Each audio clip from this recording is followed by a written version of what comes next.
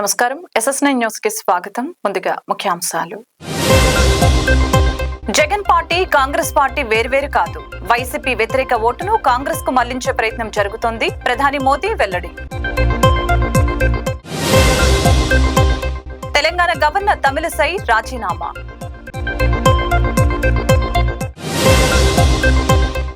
మంగళగిరి నియోజకవర్గంలో లోకేష్ పర్యటన. రజాకార్ మూవీపై anchor Suma emotional tweet. IPL 2024 కు కొత్త జెర్సీతో బరిలోకి దిగుతున్న గుజరాత్ టైటాన్స్. ఏపీలో బీజేపీ, టీడీపీ, జనసేన పార్టీల కలయికతో కూటమి ఏర్పడిన సంగతి తెలిసిందే. కూటమి ఏర్పడ్డాక నిన్న ఎన్నికల షెడ్యూల్ ప్రకటన వెలువడ్డాక తొలిసారిగా పల్నాడు జిల్లా చిలకలూరుపేట నియోజకవర్గం బొప్పూడి వద్ద భారీ బహిరంగ సభ నిర్వహించారు.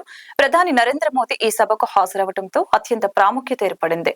భారత్ మాతాకి జై, నా ఆంధ్ర కుటుంబ సభ్యులందరికీ నమస్కారాలు అంటూ ప్రధాని నరేంద్ర మోదీ తెలుగులో ప్రసంగం ప్రారంభించారు.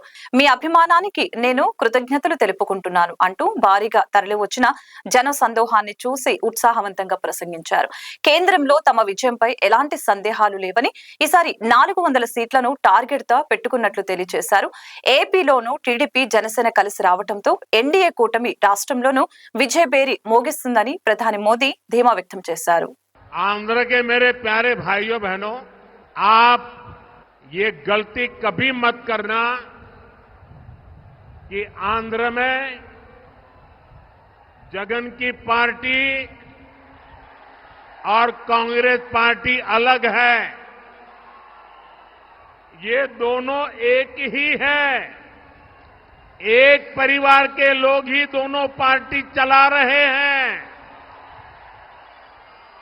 और ये उनकी मिली भगत है कि जो सरकार के प्रति गुस्सा है वो थोड़ा गुस्सा कांग्रेस की तरफ चला जाए ताकि एनडीए के लोगों को लाभ न मिले.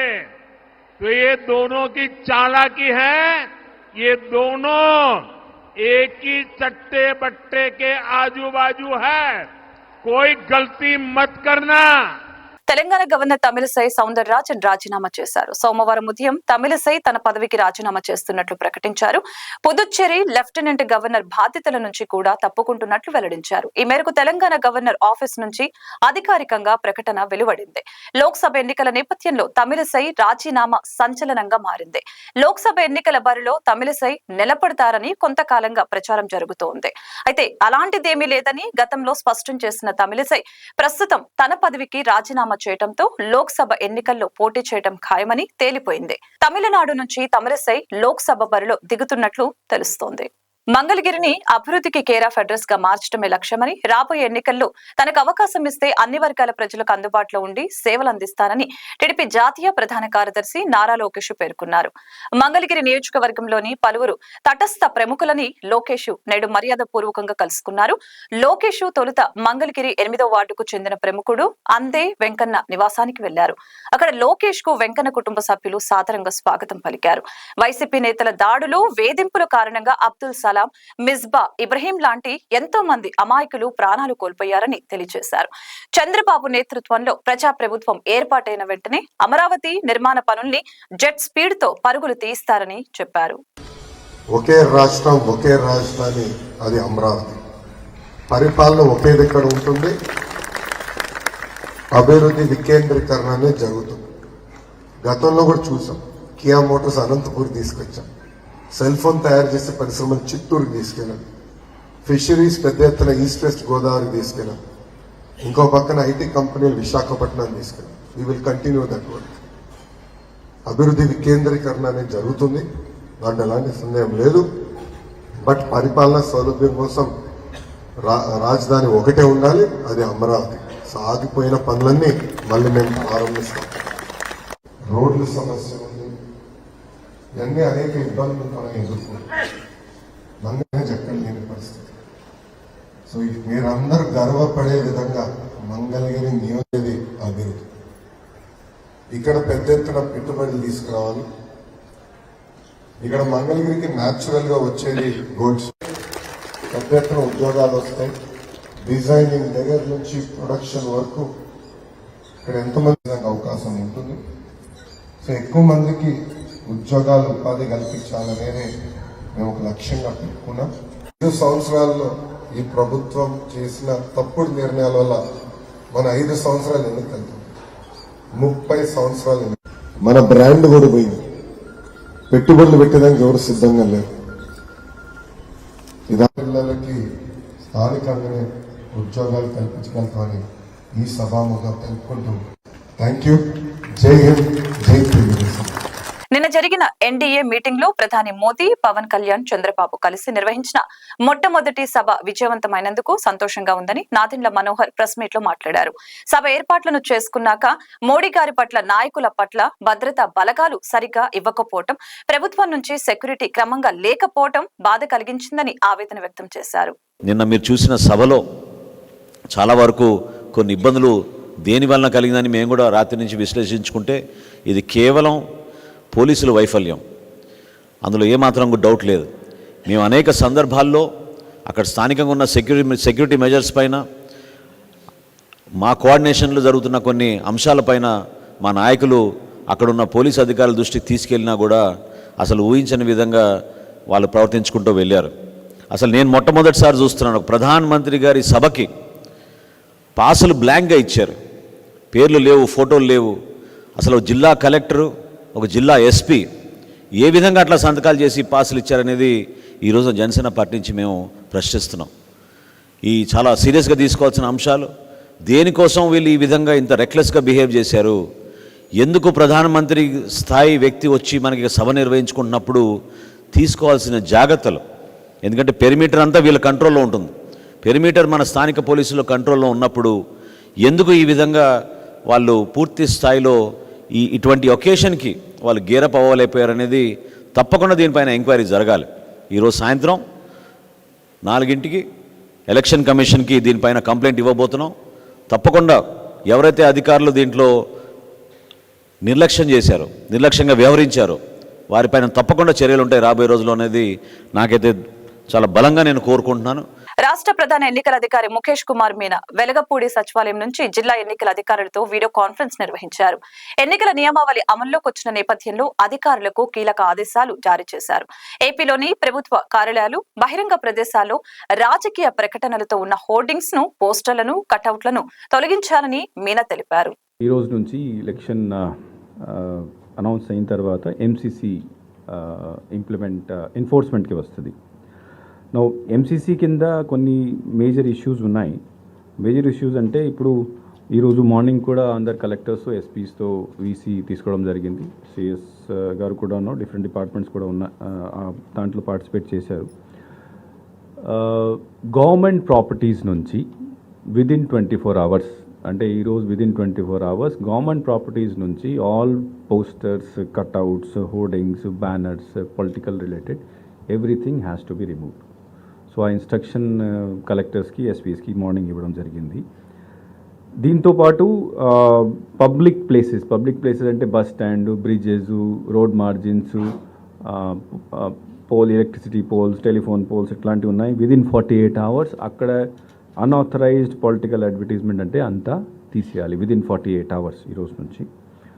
ప్రైవేట్ ప్రాపర్టీస్లో ఎక్కడైనా ఉంటే ప్రైవేట్ ప్రాపర్టీస్కో there is a separate act, defacement సంబంధించి ఒక యాక్ట్ ఉంది. దీని ప్రకారం పర్మిషన్ తీసుకొని if a party wants to erect some banner or poster there, if they have taken permission from the owner of the property, it is okay. If it is not taken, then it has to be also removed. So then print electronic media lo ekkadaina government cost meeda ante public cost meeda, public exchequer meeda ekkadaina prastutam if any campaign is going on, that has to be immediately stopped. పర్సనల్గా సొంత డబ్బులతో political parties candidate campaign చేసుకోవచ్చు, ఏ మీడియాలో కూడా campaign చేసుకోవచ్చు. But at the cost of government, if something is happening, that has to B immediately stop. All the cutouts have to be removed. Government websites నుంచి photos, వాళ్ళ slogans, photos, publicity material ఏమైనా ఉంటే అది కూడా government website నుంచి next 24 hours తీసేయాలి. ఈ తరం విద్యార్థుల పూర్వజన్మ సుకృతమని వైసీపీ రాష్ట్ర విద్యార్థి విభాగం జనరల్ సెక్రటరీగా నూతనంగా నియమితులైన గురుశెట్టి రవీంద్ర నాయుడు అన్నారు. రాష్ట్ర ముఖ్యమంత్రిగా వైఎస్ జగన్ సుపరిపాలన అందిస్తున్న సమయంలో విద్యను అభ్యసిస్తున్న ఈ తరం విద్యార్థులు ఎంతో అదృష్టవంతులని వ్యాఖ్యానించారు. పలు పథకాలతో ఉత్తమమైన ఉన్నత విద్యను ఉచితంగా అందుకునే అవకాశం కల్పించడం, విద్యానంతరం ఉద్యోగ ఉపాధి అవకాశాలు మెరుగుపరచడం తమ పూర్వజన్మ సుకృతంగా సాక్షాత్తు విద్యార్థులే భావిస్తున్న వాతావరణం సర్వత్రా నెలకొని ఉందని తెలిపారు. ఈ మేలును రాబోయే తరాలు కూడా పొందాలన్న విశాల దృక్పథంతో మరో 30 సంవత్సరాల పాటు వైఎస్ జగన్ ముఖ్యమంత్రిగా కొనసాగేలా ప్రతి ఒక్కరూ ఆశీర్వదించి రానున్న ఎన్నికల్లో అండగా నిలవాలని రవీంద్ర నాయుడు కోరారు. కృష్ణా జిల్లా పెనమలూరు మండలం ఉయ్యూరు రూరల్ ఆకునూరు ఫ్లైఓవర్ దగ్గర ప్లాస్టిక్ స్క్రాప్ కంపెనీ తగలబడి భారీ ఎత్తున మంటలు ఎగిసిపడ్డాయి. అనుమతులు లేకుండా భారీ ఎత్తున నిషేధిత ప్లాస్టిక్ నిల్వ ఉంచినట్లు సమాచారం వచ్చింది. ఇండియన్ రెడ్ క్రాస్ శ్రీకాకుళం శాఖ ఆధ్వర్యంలో సింగిల్ డోనర్ ప్లేట్లెట్స్ పరికరం ప్రారంభించామని red cross chairman P Jaganmohan Rao సోమవారం తెలిపారు. ఆరోగ్యవంతులై 55 బరువుతో ఉండి 13% హిమోగ్లోబిన్ ఉండే ప్రతి ఒక్కరూ రక్తదానం చేయవచ్చని, అపోహలు వీడి స్వచ్ఛందంగా ముందుకు వచ్చి మన రక్తదానంతో రక్త కొరతను అధిగమిద్దామని తెలిపారు. వాతావరణ మార్పులతో డెంగ్యూ, మలేరియా జ్వరాల బారిన పడి ప్రాణాలను పోగొట్టుకుంటున్నారని, ఇందులో పసిపిల్లల నుంచి పెద్దల వరకు ఉండటం బాధాకరమని తెలిపారు. వీటి బారిన పడిన వ్యక్తులకు ప్లేట్లెట్స్ సంఖ్య తగ్గుతూ ప్రాణాలు పోతున్నాయని తెలిపారు. ఈరోజు జేమ్స్ వైద్యశాలలో అత్యవసరంగా బి పాజిటివ్ ప్లేట్లెట్స్ అవసరం కాక పాలకొండ అంపిలికి చెందిన ఏ శంకర్రావు తన ఎస్డిపిని దానం చేసి నిండు ప్రాణాన్ని కాపాడారని అన్నారు. చిన్నవాడైన ముందుకు వచ్చి అందరిలో స్ఫూర్తి నింపారని, అందుకు నా అభినందనల్ని కొనియాడారు. జిల్లా బ్రాంచ్ తరపు నుంచి కొత్తగా సింగిల్ డోనార్ ప్లేట్లెట్స్ అంటే ఒక పరికరం అనేది జిల్లా కలెక్టర్ వారు శాంక్షన్ చేయడంతో సుమారు 50 లక్షల ఖరీదు గల ఒక పరికరం. ఈ పరికరం ద్వారా ప్లేట్లెట్స్ పూర్తిగా తగ్గిపోయిన వాళ్ళకి ఇది వెనువెంటనే జీవితాన్ని ఇచ్చే ఈ పరికరం. శ్రీకాకుళం జిల్లాలో ఎక్కువగా డెంగ్యూ, చాలా అలాగే మలేరియా, టైఫాయిడ్ ఈ యొక్క వ్యాధులు చాలా ఎక్కువగా ఉన్నాయి. వారికి అవసరమైనది సమంగా ఇప్పుడు ప్రస్తుత పరిస్థితుల్లో చాలామందికి platelets, RBC cells, plasma stem cells అలాగే మొత్తం పడిపోవడం వలన వారికి వెనువెంటనే కావాలి అని అంటే ప్లేట్లెట్స్ ఎన్ని ఎక్కించినా ఒక్క సింగిల్ డోనార్ ప్లేట్లెట్స్ ఎక్కించడం వలన వాళ్ళ తాలూకా జీవితాన్ని మనం కాపాడగలమనే ఒక నిర్ధారణకి మనకు డాక్టర్స్ రాగలరు. అందుచే ముఖ్యంగా ఎక్కువగా సింగిల్ డోనార్ ప్లేట్లెట్స్ ఈ యొక్క శ్రీకాకుళం జిల్లాకు అవసరం ఉందని వెనువెంటనే మన ప్రీతమ జిల్లా కలెక్టర్ గారు, పాత కలెక్టర్ గారు, కొత్త కలెక్టర్ గారు కలిసి ఈ యొక్క పరికరాన్ని ఇచ్చి ఈ మధ్యనే దీనికి లైసెన్స్ కూడా ఉండాలి. దీనికి లైసెన్స్ అప్లై చేయడం ఈ మధ్యనే ఆ లైసెన్స్ కూడా అప్రూవ్ అయ్యి రావడం జరిగింది. అలాగే అసలు ముఖ్యంగా ఇది ఏమిటి, దీనికి ఎందుకు అనేది ఒక విషయం. దీన్ని ఎవరు ఇవ్వాలి, ఎవరు ఇవ్వకూడదు అనేది కూడా ఒక నిర్ధారణ చేయవలసిన అవసరం ఉంది. ముఖ్యంగా డోనర్స్ 55 కేజీలు వెయిట్ ఉండాలి ఖచ్చితంగా. అలాగే వాడికి తనకి వెయిన్ అనేది ఖచ్చితంగా ఉండి తీరాలి. చాలామందికి మనకు వెయిన్స్ దొరక్క బ్లడ్ తీయడం కూడా కొంచెం కష్టతరం అవుతుంది. కానీ దీనికి వెయిన్ ముందు చెకప్ చేసిన తర్వాతే ఈ యొక్క బ్లడ్ అనేది తీయడం జరుగుతుంది. సుమారు 300 ml ఇస్తున్నాం. కానీ ఒకవేళ పేషెంట్కి కానీ 100 ml చాలు, మిగతాది వైట్ సెల్స్ కావాలి, మిగతాది కావాలి అంటే అవి తీసుకొని ఇవి ఇవ్వడానికి ఓన్లీ 100 ml తీసుకోవడమే అవుద్ది. మిగతా 200 ml తిరిగి తన బాడీలోకే ఉంటుంది, వెళ్ళిపోద్ది అనమాట ఆ సిస్టంలో. కాబట్టి అతనికి ఆయాసం కానీ ఇంకేది కానీ ప్రాబ్లం కానీ సమస్యలడం కానీ ఇంకేది కానీ దీనిలో రాదు. ఇవన్నీ కరెక్టే. అలాగే ఈ మధ్యన ఎవరి పేరు ఏ శంకర్రావు మరియు ఎవరతను ఇది డోనర్ పేరు డోనర్ గారు నిన్న అర్జెంటుగా ఏ శంకర్రావు అనే వ్యక్తికి సింగిల్ డోనర్ జెమ్స్లో ప్లేట్ అవసరం వచ్చిన వెంటనే మన తాలూకా యూత్ మన పవను అలాగే ఉమా అండ్ మన ప్రశాంత్ వీరందరూ కలిసి వెనువెంటనే ఆ డోనర్ని తెచ్చి ఆ ప్రాణాన్ని రక్షించే ఏర్పాటు చేశారు. నిజంగా వారికి హృదయపూర్వకమైన అభినందనలు మాత్రం నేను తెలియజేస్తూ ఉన్నా. గుంటూరు పశ్చిమ నియోజకవర్గం 35వ డివిజన్లో 30 కుటుంబాలు జనసేన నుంచి వైఎస్ఆర్ కాంగ్రెస్ పార్టీలోకి చేరాయి. ఈ సందర్భంగా రాష్ట్ర వైద్య ఆరోగ్య శాఖ మంత్రి వర్యులు వారికి పార్టీ కండవాను కప్పి వారిని సాదరంగా ఆహ్వానించారు. ఈ కార్యక్రమంలో రజనీతో పాటు గుంటూరు పార్లమెంట్ అభ్యర్థి కిలారి రోసయ్య పాల్గొన్నారు. తిరుమలలో భక్తుల రద్దీ కొనసాగుతూ ఉంది. నేడు శ్రీవారి సర్వదర్శనానికి భక్తులు వెయిటింగ్ కంపార్ట్మెంట్లు ప్రెజెంట్ డైరెక్ట్ లైన్ లో వేచి ఉన్నారు. టోకెన్ లేని భక్తులకు శ్రీవారి సర్వదర్శనానికి 6 గంటల సమయం పడుతోంది. శ్రీవారిని 83,825 మంది భక్తులు దర్శించుకొని మొక్కులు చెల్లించుకున్నారు. 26,690 మంది భక్తులు స్వామివారికి తలనీలాలు సమర్పించారు. నిన్న శ్రీవారి హుండీ ఆదాయం 4.57 కోట్ల రూపాయలు వచ్చినట్లు టీటీడీ వెల్లడించింది. తాజాగా బంగారం, వెండి ధరలు అత్యంత లాభంతో పెరిగాయి. దేశ రాజధాని ఢిల్లీలో 22 క్యారెట్ల 10 గ్రాముల బంగారం ధర 60,530 రూపాయలు ఉండగా 24 క్యారెట్ల 10 గ్రాముల బంగారం ధర 66,020 రూపాయలుగా ఉంది. హైదరాబాద్, విజయవాడలో 22 క్యారెట్ల 10 గ్రాముల బంగారం ధర 60,380 రూపాయలు ఉండగా 24 క్యారెట్ల ధర 65,870 రూపాయలుగా ఉంది. ఢిల్లీలో కిలో వెండి ధర 77,000 రూపాయలుంది. హైదరాబాద్, విజయవాడలో కిలో వెండి ధర 80,000 వద్ద కొనసాగుతోంది. తాజాగా రజాకార్ సినిమా చూసిన యాంకర్ సుమా కనకాల కూడా సోషల్ మీడియా వేదికగా స్పందించారు. ఈ సందర్భంగా ఆమె చేసిన ఎమోషనల్ ట్వీట్ ఇప్పుడు వైరల్ అవుతోంది. కొద్దిసేపటి క్రితమే రజాకార్ మూవీ చూశాను. ఆ సంఘటనలు, హైదరాబాద్ సంస్థానం స్వాతంత్ర్యం కోసం చేసిన పోరాటాన్ని చూసి గుండె పగిలిపోయేలా ఉంది. ఇందులో ఈ సంఘటనలు కళ్లకు కట్టినట్లుగా చూపించినందుకు దర్శకుడికి ధన్యవాదాలు. అనసూయ, ప్రేమ, ఇంద్రజ, బాపి, సింహ ఇలా నటులందరూ కూడా తమ పాత్రలో ఒదిగిపోయారు. చాలా బాగా నటించారు, సింప్లీ సూపర్బ్ అని తన ట్వీట్ లో పేర్కొంది సుమా. ఈ ఏడాది గుజరాత్ టైటాన్స్ జీటీ కొత్త జెర్సీతో బరిలోకి దిగనుంది. 2024 ఐపీఎల్ సీజన్ తాలూకా కొత్త జెర్సీ వీడియోను ఎక్స్ గతంలో ట్విట్టర్ ద్వారా తాజాగా విడుదల చేసింది. ఈ 17వ సీజన్ లో గుజరాత్ మార్చి 24న అహ్మదాబాద్ లోని నరేంద్ర మోదీ స్టేడియంలో ముంబైతో జరిగే మ్యాచ్ తో తన జర్నీని ప్రారంభించనుంది. అలాగే కొత్త సారథి శుభమాన్ గిల్ నేతృత్వంలో గుజరాత్ ఆడనుంది. దుబాయ్ వేదికగా జరిగిన మినీ వేలంలో GT Afghan all rounder Azmatullah Omarzai Australia ఆటగాడు స్పెన్సర్స్ జాన్సన్లను కొనుగోలు చేసింది. అలాగే ఇప్పటికే గుజరాత్ బ్యాటింగ్ లైనప్ కూడా చాలా స్ట్రాంగ్ గానే ఉంది. వార్తను ముగించే ముందు ముఖ్యాంశాలు మరొకసారి. జగన్ పార్టీ, కాంగ్రెస్ పార్టీ వేర్వేరు కాదు.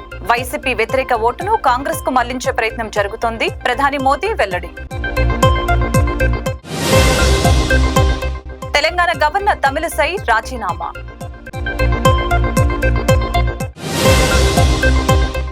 మంగళగిరి నియోజకవర్గంలో లోకేష్ పర్యటన. రజాకార్ మూవీపై యాంకర్ సుమా ఎమోషనల్ ట్వీట్. ఐపీఎల్ 2024 కు కొత్త జెర్సీతో బరిలోకి దిగుతున్న గుజరాత్ టైటాన్స్. ఈ వార్తలు ఇంతటితో సమాప్తం. మరొక బులెటిన్ లో మళ్ళీ కలుద్దాం. చూస్తూనే ఉండండి SS9.